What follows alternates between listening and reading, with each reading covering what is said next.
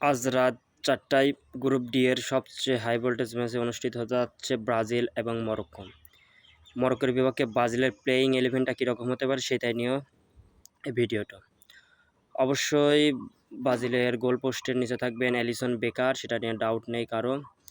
লিভারপুলে দুর্দান্ত একটি মৌসুম পার করেছেন এলিসন বেকার। এলিসন অবশ্য জাতীয় দলেও তার প্রমাণ কিন্তু রেখেছেন।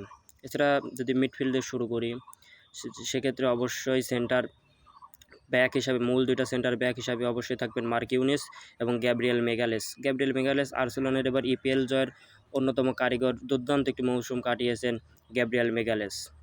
এছাড়া যদি লেফট ব্যাকে যায় সেক্ষেত্রে হয়তোবা আলেক্সান্দ্রোর পরিবর্তে হয়তোবা আমরা ডগলাস সান্তোসকে দেখতে পারবো। ডগলাস সান্তোস কিন্তু এবছরে দুর্দান্ত মৌসুম পার করেছেন ডগলাস সান্তোস।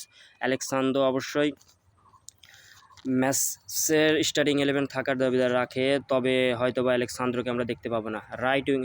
রাইট উইংয়ে হয়তোবা আমরা ড্যানিলোকে দেখতে পাবো। এই গেল ডিফেন্স। এবার যদি আমরা মিডফিল্ডে যাই সেক্ষেত্রে অবশ্যই মিডফিল্ডের সবচেয়ে বড় এবং নির্ভরযোগ্য দুটো নাম হচ্ছে বা ক্যাসেমিরো। ম্যানচেস্টার ইউনাইটেডের দুর্দান্ত একটি মৌসুম কাটিয়েছে, 20টা প্লাস গোলে কন্ট্রিবিউশন তার কিন্তু আছে, এবং তারই ক্লাব সদস্য বুনো গুমেরেজও কিন্তু মিডফিল্ড হিসাবে থাকবেন। এছাড়াও এবং ব্রাজিলের নেইমার বাদে যদি অন্য একটি খেলোয়াড়ের কথা বলেন যে পটেনশিয়াল এবং ব্রাজিলের জন্য উন্মুক্ত হয়ে খেলে, সেটা হচ্ছে লুকাস পাকিতাকে কিন্তু আমরা মিডফিল্ডে দেখতে পাবো।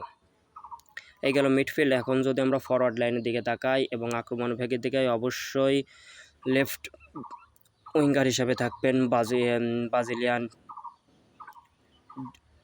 রিয়াল মাদ্রিদের ভিনিসিয়াস জুনিয়র। তিনি কিন্তু দুর্দান্ত মৌসুম কাটিয়েছে, যদিও তিনি ক্লাবে দুর্দান্ত পারফরমেন্স থাকার পরেও সে কিন্তু জাতীয় দলে সেরকম জ্বলে উঠতে পারেনি। কিন্তু সেরকম জ্বলে উঠতে না পারলে কিন্তু সমস্যা। এক্ষেত্রে রাইট ব্যাকে হয়তো আমরা বার্সা ফরওয়ার্ডের রাফিনিয়াকে দেখতে পাবো, এবং সেন্টার ব্যাক এবং নাম্বার 9 হয়তো বা সেখানে আছে চুনহা, ইগার থিয়াগো এবং এনরিক। সেখানে হয়তো আমরা চুনহাকে দেখতে পাবো। ম্যানচেস্টার ইউনাইটেড দুর্দান্ত সময় পার করা এই চুনহা হয়তোবা শুরুর একাদশে তাকে দেখতে পাবো।